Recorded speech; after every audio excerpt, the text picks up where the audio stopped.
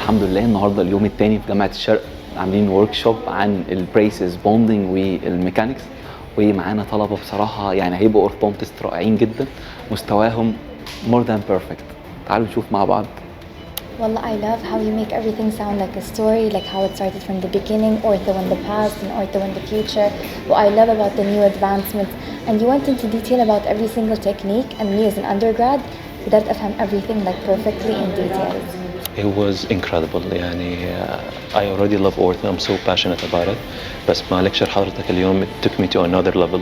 Like I'm ready to actually enter ortho now. إن شاء الله I apply there in my master's degree.